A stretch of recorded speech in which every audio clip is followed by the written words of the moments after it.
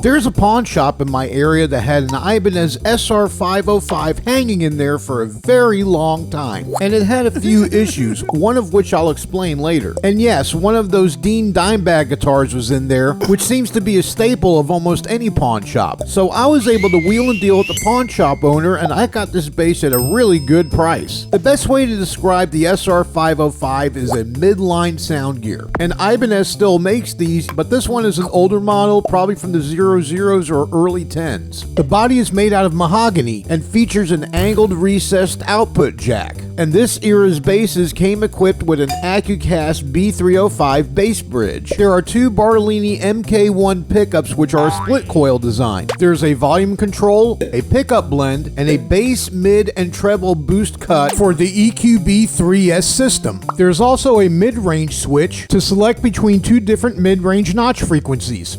It has a Jatoba Babinga neck and a rosewood fingerboard, featuring 24 medium frets and abalone oval inlays.